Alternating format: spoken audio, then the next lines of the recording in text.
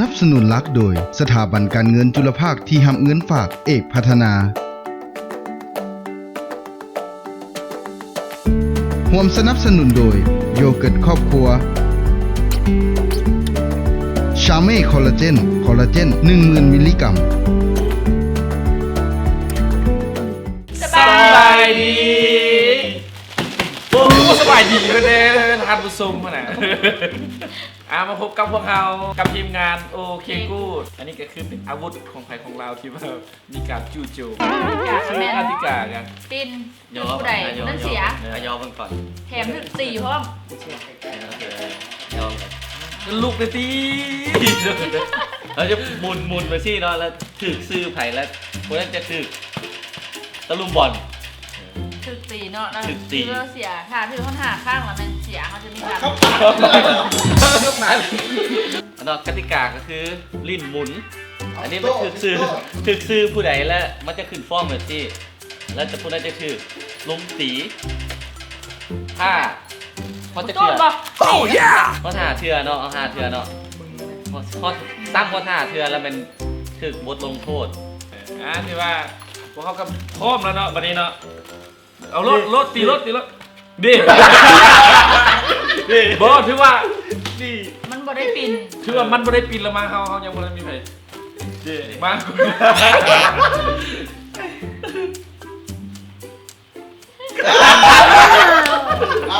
ก่อน ปลาด้วย เรียนสามดำเด้อ เอาหมุน ถือซื้อตัวเองเลยเหรอวันนี้ ตูรุ่มเลย ใส่กันนอกก่อนได้บ่ขอใส่กันนอกก่อนได้บ่ ลืมใส่กันดองเนาะ กายกูแล้วแม่นแท้บาดเดียวเหรอ ให้มันขึ้นซื้อก็แหละมันไม่ขึ้นซื้อได้ก็ตีก็แหละ เอาบาดใจมาที่แม่ ถือเจ้าของเอง งึดคันถือกอ่ะ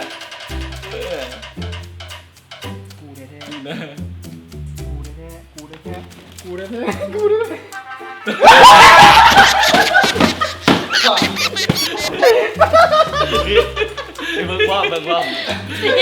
ไม่ทันตีกูแล้ว เกือบ โดนใส่ อีกหน่อยนึง คนละบ้านเลยเนี่ยดูนะ คนละเดือนเลยเนี่ย เจ็ด ปลาด้วย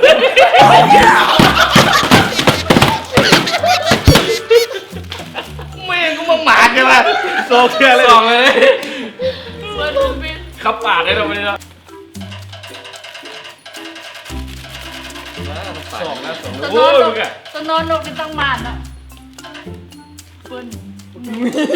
ยังเดี๋ยว เฮ้ย เบ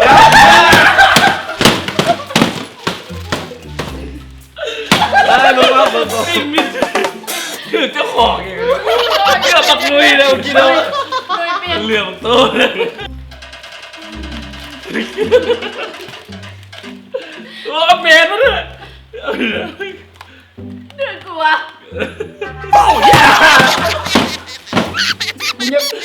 ล่มบริสี นี่ไงเบิ่งว่า คนละสองเลยได้เนาะ เพื่อเป็นการกี จ ฬา อง กัน จองหนึ่ง ตู้ยัง แล้วมึงเศร้าเนี่ยมึงหลินของเราอ่ะ แถมตัวเอง หนุ่ยเลยหยุด จะพา คือมึงหมาเลยวะ สามแล้วได้เนาะจองจองหนึ่ง ผมชูถึงจะบาทครับตู้ ปวดเหมือนหัว เซ็ตขับปาดเนี่ย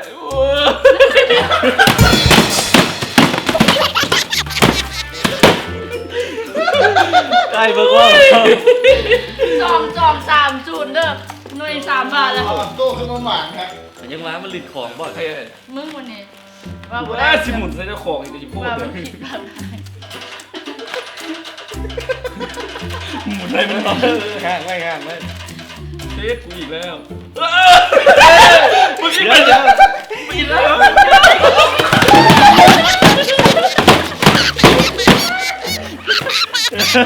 ้ว บริขีรักเราขี่รักเดี๋ยวหมูในเบิ้งเลยวันนี้ พวกกับกรรมพวกกับพาดีกัน ให้ท่านผู้ชม บ่เดียวเด้อเม็ดไผซื้อยัง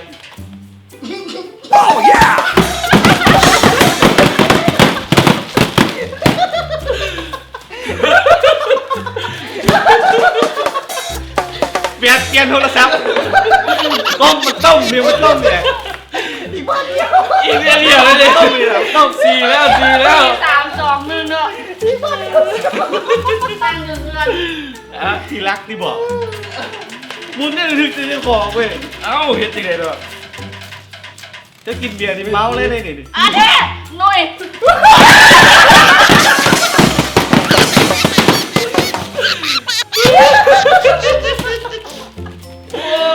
หัวจนยอง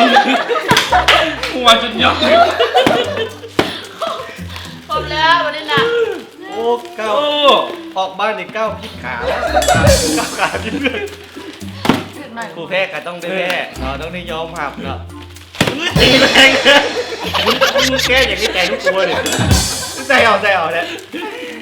มาโอ้ยแล้วขอบ้านจุ๊บเลยมึง นี่ถืออีกบ่น้ำมันด้วย ยอมหับกูสวยเลยมึงนี่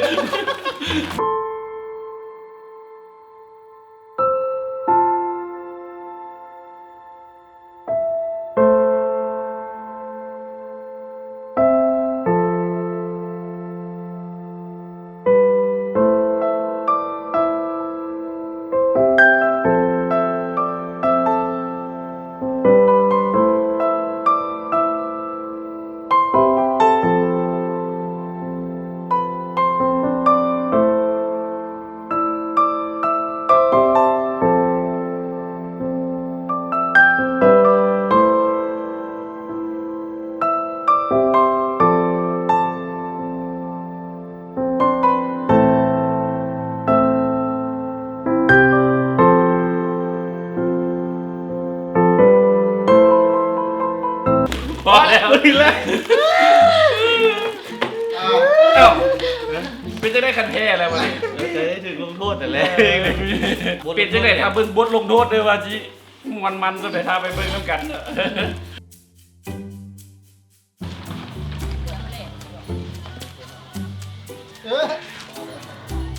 มานั่ง เดี๋ยวนี้เฮาก็ได้คนแพ้แล้วมื้อนี้อากาศก็เป็นใจนิดนึงเรา ร้อนหนาวๆ ห เด้ นาว อ ไปหน่อยนึงเนาะเฮาก็สิเอาน้ำมาหดมาส่งพ่อแน่ผู้เฒ่าผู้แก่ มื้อนี้ก็ บทนักดิ แม่นแล้วมื้อ ต้อง นี้ ต้องให้ครบทุก บวช คน บวช เนาะ หน้าบวชหยังเด้อก็ ต้องเบิ่งจากอัน นะ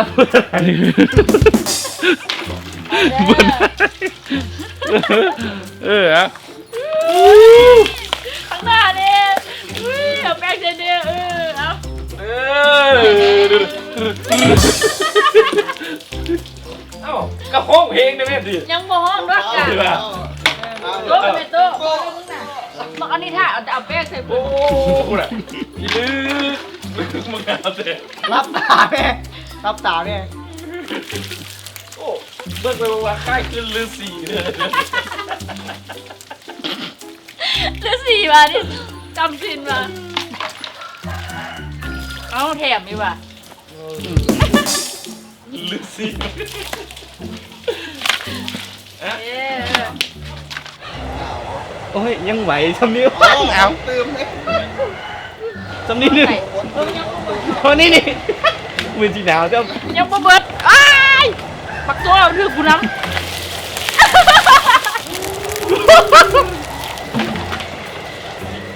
อาบน้ำหูน้ำหอมเนาะ เนี่ยตัวเองบ่มื้อนี้ คือค้างจัด สำหรับปู่แห้กต้องได้เจอซึกเป็นแนวนี้เลย เฮ้ยเป็นไงผู้ซึกมือนี้หนาววะหนาวมือไม่ถามตัวเองมือนี้กระโดดให้กระเจ้าไปซื้อมาอยากอาบน้ำไม่ได้อาบน้ำมันหลายมือแล้วเอาขอปิดรายการเลยเนาะมือนี้ ขอปิด แค่ไหนก็ขอกดไลค์กดแชร์ให้กด Subscribe ให้กับเพจโอเคกูดของเฮาเนี่ยเนาะพวกเฮาก็บ่ฮู้ว่าคลิปหน้าสิมาแบบใดก็คันอยากให้พวกเฮาเฮ็ดหยังก็ส่งมาคันอยากให้พวกเฮากวนหยังกันก็ให้ส่งมาทางคอมเมนต์ก็ได้ว่าอยากให้พวกเฮาเฮ็ดอีหยังอยากให้พวกเฮาลงโทษแบบใดมาฮอดสำหรับตอนนี้ขอคำว่าสบายดี พบกันใหม่ บ๊ายบายพบกันใหม่ใน EP หน้า อีพีหน้าเลย